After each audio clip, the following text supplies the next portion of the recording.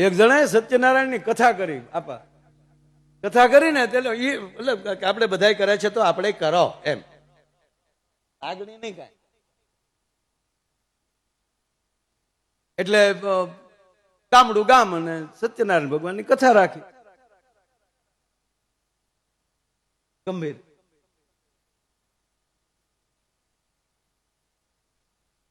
એટલે આપણે જેટલાય કથાઓ જે પેલા કરી છે બધાને ખબર છે. આપણે પહેલે આધ્યે 15-20 જણા હોય, 2-5 ઘરના, 2-3 આપણે બેનું દીકરીને તેડાવ્યા હોય, ઈ 2-5 પાડો હોય, અને લીલાવતી ને કલાવતી. આ પેલા અધ્યાયમાં જાજા માણસ ન હોય. પછી જેમ જેમ આજ્યો પાકતો જાય એમ બહાર જે ઓટલા પરિષદ હોય આ ધીરે ધીરે ઢીલી થતી. હાલો હાલો હવે થોડોક હવે કઠિયારો આવે એવું લાગે છે. અમુક કઠિયારાની વાટે બહાર બેઠા હોય, અમુક તો માધવદાસ ની વાટે હોય. આરોગો ને નંદલાલ હાલો હાલો માધવદાસ ના સ્વા તો માધવદાસ ને હારો ખડકીમ થઈ ગયો. હવે આને 15-20 જણા હતા અને પેલે આધ્યાય એટલે ગરધણી ઉતાવળો થયો અને ઓલા જે પ્રસાદ બનાવવા જે આવ્યો હતો એ ભાઈને કીધું અશોકને કે ભાઈ ગાય ગા તો આમ જો 15 જણા માટે આમ શીરો બનાવીને ગાય ઘા. હા ઓલા એ કીધું ઘડીક ખમો કે નહીં નહીં હવે બસ કે વહેલું પતી જાય ને. હવે એને 15 જણાને થાય એટલો પ્રસાદ કર્યો. એ 5મો અધ્યાય આવ્યો હતો તો એનું બાપ ફળિયું ભરાઈ ગયું, 150 જણા થયા. 15 જણાનો પ્રસાદ અને 150 ને પોગાડવાનો, ગરધણીને વેચવાળો બે હામ હામું જોવે. ઓલાએ કીધું આમ ઓલે ઈશારો કર્યો ને આ પણ બાજુમાં આવીને કે પોણો ન વધારું તો અશકો નહીં. હવે 15 જણાનો પ્રસાદ 150 ને દેવાનો પાછો પોણો વધારવાનો તો વેચવા વાળાને તાકાત જો. ત્યાં માળો હાલતો ગયો, કોઈને આપ્યો ને એમ સોપડતો ગયો, બોલો સીતારામ બોલો સીતારામ. મને પ્રસાદ ખાધો નહીં સાટ્યો.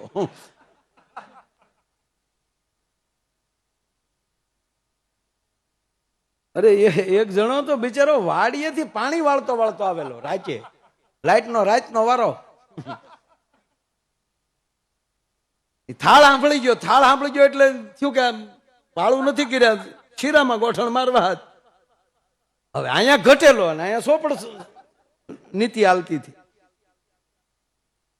ઓલાને થોડુંક સોંપડ્યું તો બિચારો વાડીએ લાવેલો નાખ્યું એટલે ઓલો કે નાખ ને ક્યાં તારા બાપ નો છે નાખ ને. ઓલો કે ભાઈ મારે બધે પોગાડવાને નાખ ને કીધું ને એટલે ઓલે હોપારી જેટલું આપ્યું, લ્યો લે નાખ્યો એટલો જ.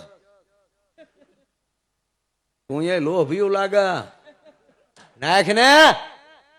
ઓલો કે ભાઈ કીધું ને મારે બધે પહોંચાડવાનો હોય, ભાઈ નાખ ને. ઓલો કે ન દઉં તો તક તો કઈ નહીં. જીવનમાં જેને ગાડીમાં રિવેશ ગેર હોય ને એ ગાડી ગમે ત્યાં ઘૂસવાય નહીં. પણ અમુક પાસે ગાડીઓમાં ગેર છે પણ પાછી વાળવી જ નથી, રાવા જ દેવી છે. નહીં નરમ બનો, ગરમ બનો પણ ક્યારે સમયે, ગમે ત્યારે ગરમ ન બનો, નરમ બનો.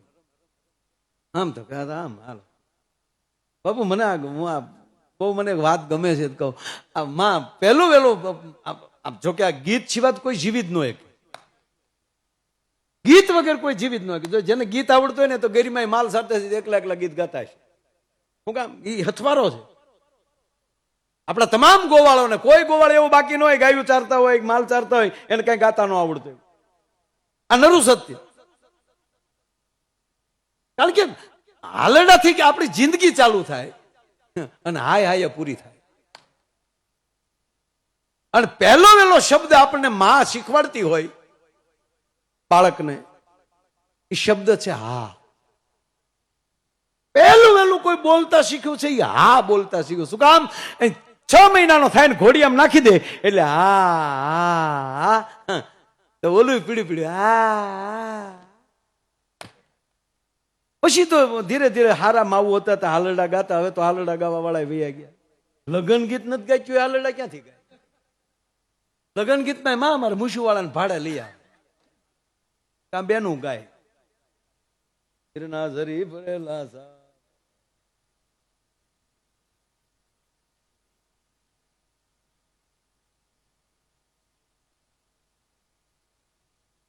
બેન ગાચ્યું જ નથી. પેલા બહુ સારું, હજી આમ તો હજી ગામડામાં છે હજી. આ માવું આપણી માવું માં મફત જમચ્યું નહીં. મફત મીન્સ કે કોકના સત્યનારાયણની કથામાં ગયા હોય તો અહીંયા આરતી ગાય, કીર્તન ગાય, બે હમણાં નહીં પ્રસાદ લઈ. આપણે બાપુજી બધા બેઠા બેઠા મૂછ્યું હરીખ્યું કર્યા કરી, પ્રસાદ ખાઈ લઈ એ મૂછે સોપડી દે. રામ રામ હે મારા નાથ, હે ભગવાન. અરે જાનમાં જતા ને તો પછી છેલ્લે હનુમાન દાદા પગે લાગીને ગાડામાં ચડે તો ઘોડે ચડે બધા. એ મને હમણાં ખબર પડે કે હનુમાન દાદા શું કામ પગે લાગવા જતા. ગામે તેલ ચડાવ્યું હોય ને પડખે ખાડો ફર્યો હોય તેલ.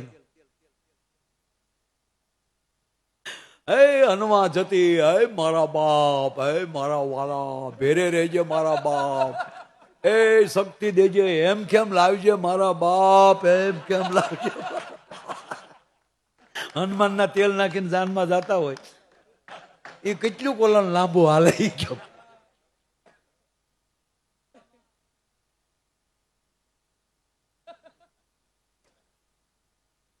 કોઈ પણ પ્રસંગ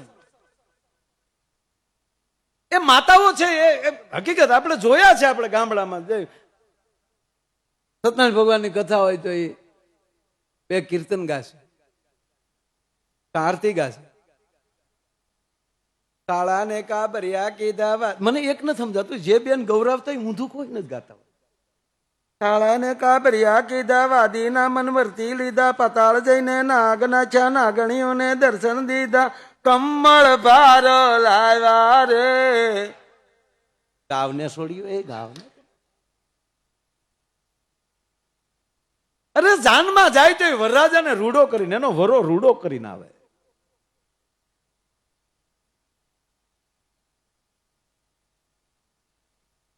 એટલે ઓલા ને લીંબુ જેટલું આપ્યો, ખીજાણું. પણ એમ થયું કે લેવો તો છે જ હજી પ્રસાદ, હજી બાકી હતા ન્યા વહી ગયો છેડે. એ પ્રસાદ વાળો હાથ વાહે રાખ્યો ને બીજો હાથ ધર્યો. કઠણાઈ કેવી થઈ, વાહ તાહડામાં ખાલી થઈ ગયો ને વાહેલી કૂતરું લુબડકું મારી ગયું.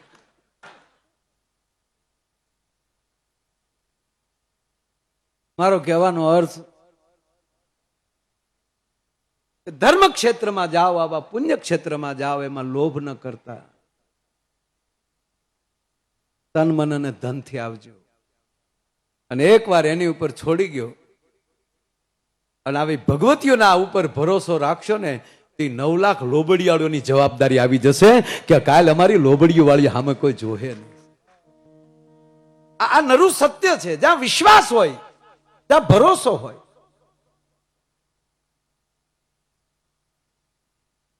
એટલે કવિ કાગ બાપુએ લખ્યું છે, ભાઈ એને ભરોસે રહેવાય, એમાં પંડના ડાપણ નો ડોળાય. રાજભાઈ બહુ સારો શબ્દ વાપર્યો કે જોવામાં ક્યારેક હશે કે નહીં હોય. પરિસ્થિતિ શું થાય કહું તમને, કે અહીંયા તમારા જ ગામમાં માની લો કે રામાપીરનું આખ્યાન કોઈ રમે છે, અને જે રામાપીર જે થયો છે એને તમે ઓળખો છો, અને અમે બહારથી આખ્યાન જોવા માટે આવી. હવે તમારા અને મારામાં બેયમાં ફરક શું પડે ખબર? દાખલા તરીકે રામજીભાઈ નો દીકરો રામાપીર થયો છે તો તમને પેલા રામજીભાઈ નો દીકરો દેખાશે, પછી રામાપીર દેખાશે. અમે ઓળખતા નથી ને એટલે અમને ડાયરેક્ટ રામાપીર દેખાશે.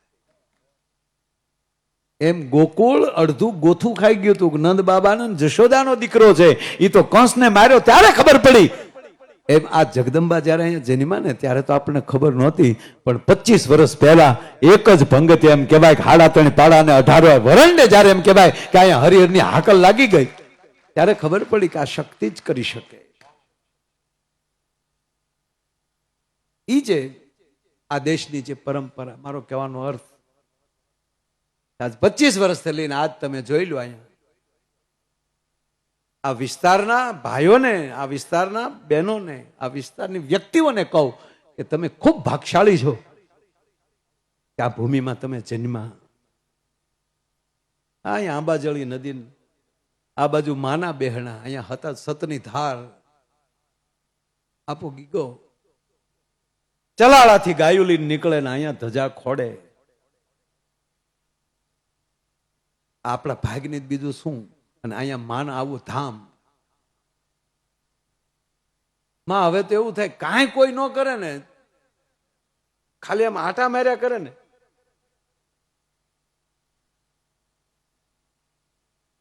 તોય માણસનું કલ્યાણ થાય એમ છે. ખાલી અહીંયા જેટલું તમે અહીં રોકાવ, કાંઈ બાજુમાં રોકાવ. તમે જોવો તો ખરા, આપણી ગુજરાતની પરંપરા જોવો, આપણી ધરતીની પરંપરા જોવો કે આ એ જ ધરતી છે કે કાંઈક એવી ઉર્જાઓ જન્મે છે અને એ આવા મહાન કાર્યો કરે છે અને આવા ધામ બનાવે છે. આ બનાવ્યું ન બને. આમાં કોણ એવું છે કે એને બધાને સાયકલ લઈને જ રખડવું, બધાને હેલિકોપ્ટર લેવા લ્યો.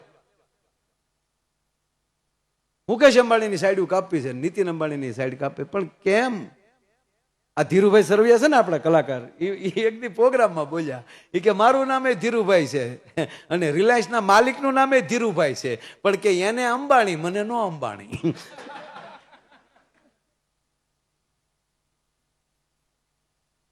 નામથી ન થાય.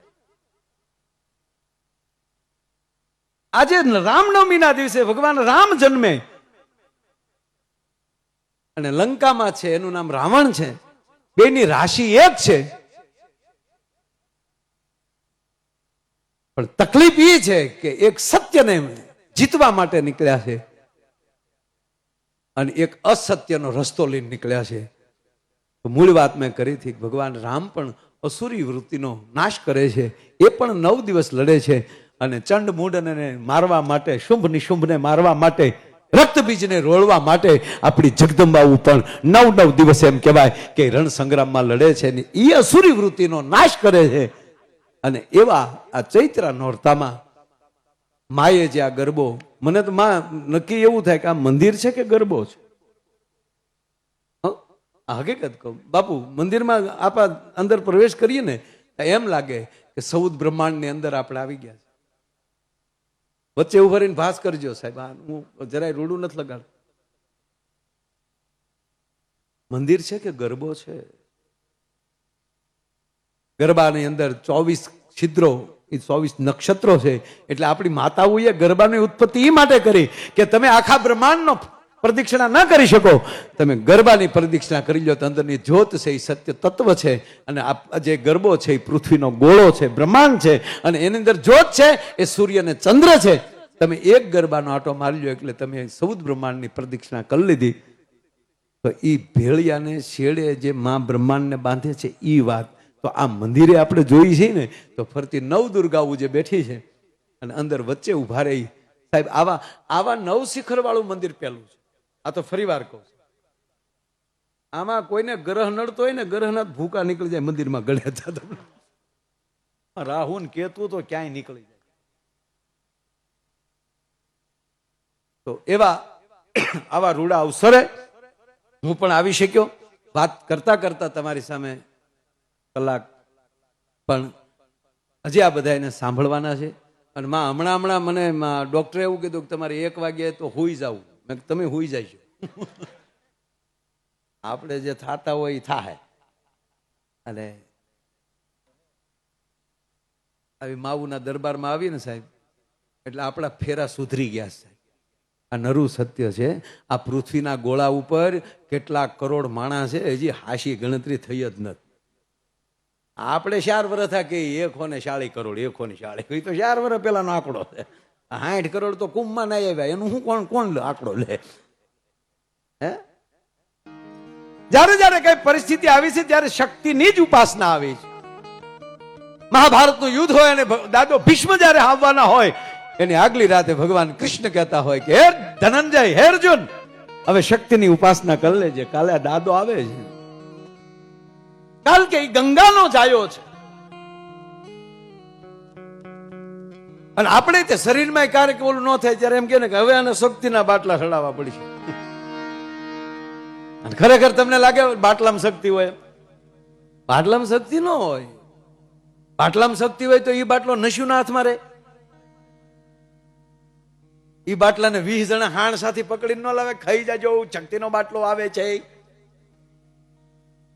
એક જણો તો કાગળનું પડીકું હાણસીમ લઈને આવતો હતો.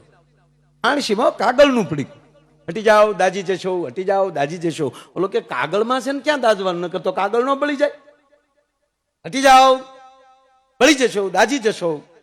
અરે કે પણ છે હું ગરમ મસાલો. હવે આને તમે ક્યાં મૂકવા જાવ કયો તમે?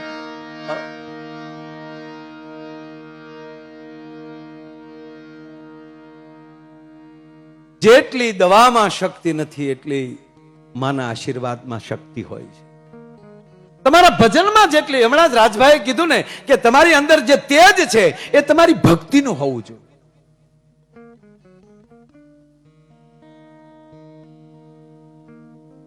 માણસ પોતે શું કરવા માંગે છે એના ઉપર આધાર છે. સાહેબ અહીંયા તમે સાંભળો કે 9 દિવસ અહીંયા ગરબા, તમે કલ્પના તો કરો કે 9 દિવસ સળંગ આવી રીતે રોજ ગરબા, એટલું હરિહર, એટલા માણસો, એટલા મહેમાનો. આજે તો દિવસે ગરબા રાતે ડાયરો. નથી લાગતું કે માએ જે નવદુર્ગા જે શક્તિઓની સ્થાપના કરી છે એ 9 દુર્ગાઓ અહીંયા રાહડે રમીને આપણી પર ખમકારા કરતી હોય ને આપણે આશીર્વાદ દેતા હોય. આ નરું સત્ય, એનો પુરાવો જા. બાકી સાહેબ સત્યનારાયણની કથા કરી તા હેરા ઘેટાના દાખલા. મારે ટૂંકી વાત એટલી કરવી છે, હાવ ટૂંકી. બેઠા બેઠા એટલો વાત કરો. અત્યારે આ રોડ ઉપર કેટલા જણા છે? આખા પૃથ્વીના ગોળો છે ને આપણો, આ માનું ગોળો, આ પૃથ્વીનો ગોળો કહેવાય. એમાં કઈ આપણે કોઈ દેશ નથી ગણો. પણ અત્યારે હાલમાં પૃથ્વીના ગોળા ઉપર, રોડ ઉપર કેટલું માણાય છે? ટ્રેનમાં કેટલું છે? રેલમાં ઘણા હરિયા પકડીને ઊંઘતા છે. બીજા કોણી ઓલો કે કોણી કોણ મારે? હા હે નો ખાવો. તમે વિચાર કરો, હોસ્પિટલોમાં કેટલા છે? કોઈ એના સ્નેહીઓના બાવડા પકડીને આહુડા પાડતા હશે બેઠા બેઠા. આકાશમાં કેટલા ઉડતા હશે? જેલમાં કેટલા છે? જયારે પોલીસ કેટલાના વાહા ફાડતી છે. આ કરો તમે, આ બધું આવું કરવા બેવું સવાર સુધી હાલે.